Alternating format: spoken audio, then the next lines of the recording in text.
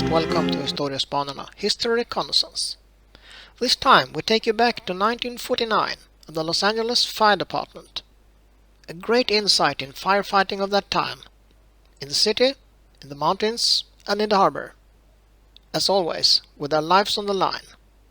So, stay with us, and please, like, share and subscribe. It means a lot to us.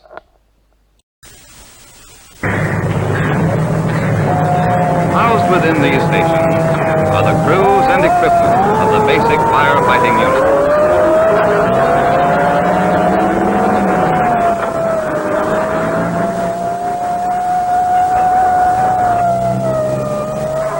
The engine companies, or hose carriers as they are sometimes called, are manned by firemen whose chief responsibility is to get water on a fire.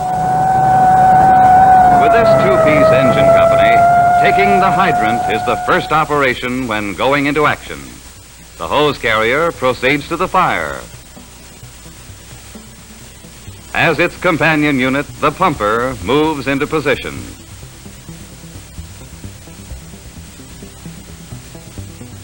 As the hose carrier comes to a stop, additional hose is removed, enough to reach all sides of the fire.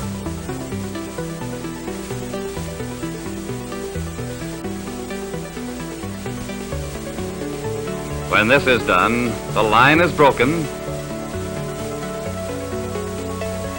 the nozzle is put on,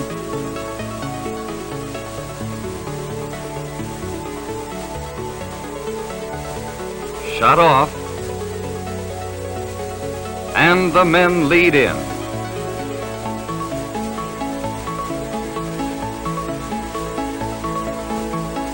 When hose lines are in position, the pumper, taking water from the hydrant, steps up the pressure to produce efficient firefighting stream.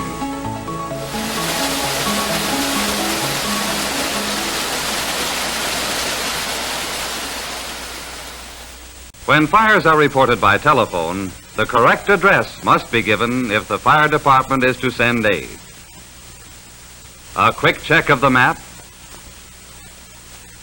and the fire dispatcher relays the address to the nearest fire companies by direct wire. In reporting the location of a fire, remember, is it street, avenue, drive, or place? Here is the heart of the fire department, through which all communications pass. When the glass in a street fire alarm box is broken and the hook is pulled down, the number of the box is received on one of these registers and is immediately relayed by a selective transmitter to those firefighting units who, by pre-arrangement, would respond to a box alarm at that location. A quick check informs each captain of the box location, the first alarm assignment, and the additional companies that will respond on a second or greater alarm. Need for additional help can only be determined after the arrival of the first company at the fire. Truck companies, or as they are more commonly called, hook and ladder companies, are manned by crews who have the responsibility of laddering buildings, performing rescue work and ventilating to release hot air, smoke and gases, so that men with hose lines can get to the seat of a fire to kill it at its point of origin. Hydraulically controlled aerial ladders, such as this one, are easily operated by one man. Such ladders can be raised to roofs or windows on the upper floors of high buildings to provide a means of escape for trapped persons, or to enable truckmen to reach roofs where ventilating operations normally start.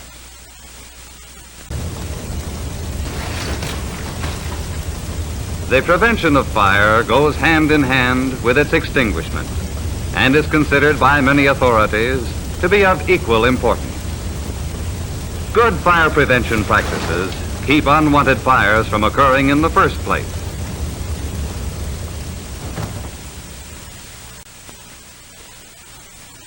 Life nets carried by all truck companies, are another means of escape, but are used only as a last resort.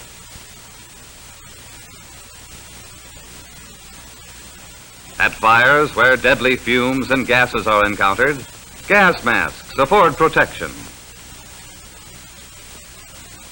Coffee urns on utility trucks furnish the firemen with their favorite drink, Java, strong, black, and hot. Oil fires present a unique firefighting problem.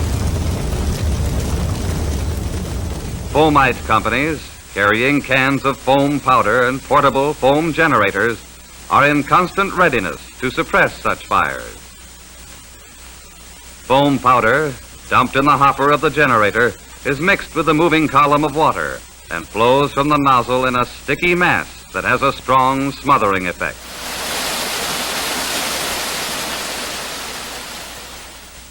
Each battalion is under the supervision of a battalion chief, who responds to and takes charge of all fires within his battalion.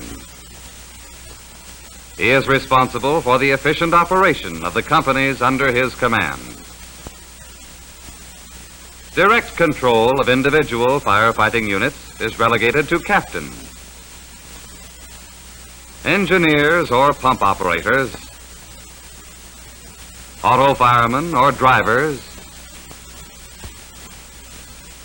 tillermen, a kind of backseat driver, hosemen, truckmen, and salvage men complete the line of rank. Temporary and delayed alarms result in fires of considerable magnitude. It is on such fires that heavy streams throwing thousands of gallons of water a minute are required.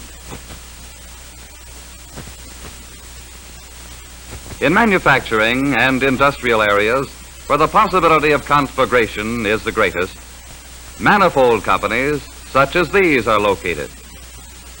Actually, they are two-piece engine companies, differing primarily from the regular two-piece engine companies in that they carry larger diameter hose, making it possible to supply water to a great many more hose lines.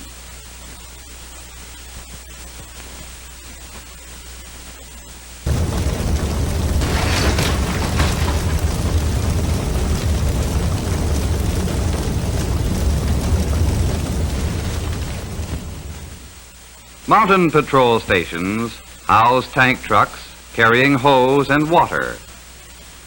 Although capable of drafting or obtaining water from hydrants when available, these units are a necessity in those areas far removed from a source of water. And brush fires in the 125 square miles of mountain area within our city are a constant menace.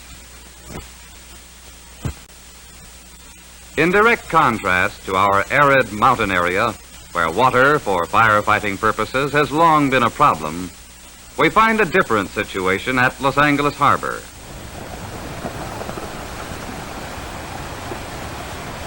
Oil, lumber, and chemicals are but a few of the products of the industries that add to the potential fire hazard.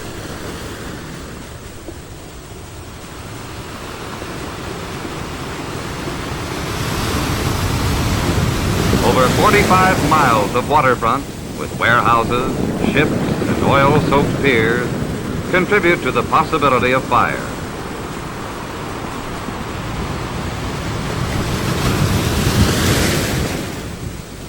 Land-based firefighting companies protecting the waterfront are supported by fireboats capable of attacking warehouse, pier, or wharf fires from the seaward side.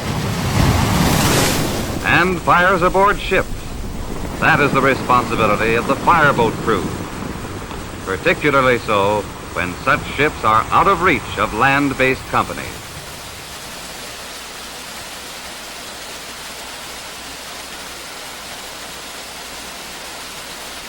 Seawater in abundance is supplied by powerful pumps, capable of delivering thousands of gallons of water a minute for firefighting purposes.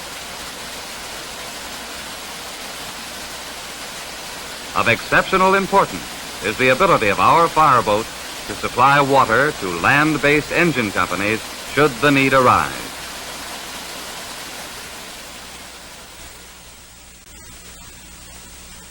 There are occasions when fires reach serious proportions.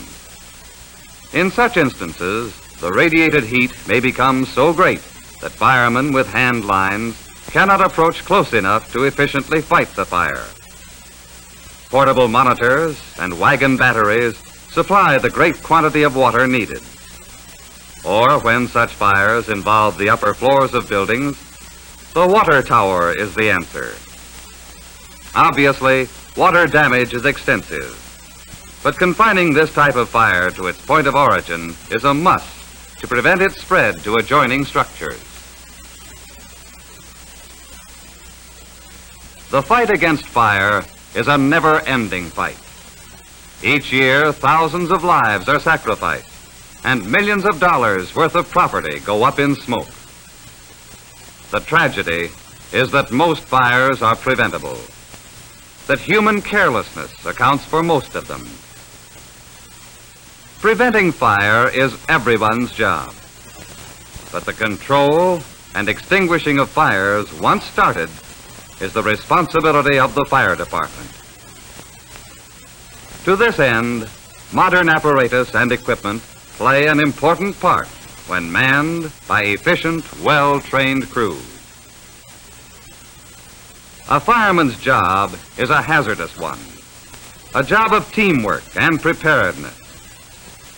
He must be ready at any moment of the day or night to come to your aid when fire or disaster strikes. That's all, folks. Thanks for watching. Please like and subscribe.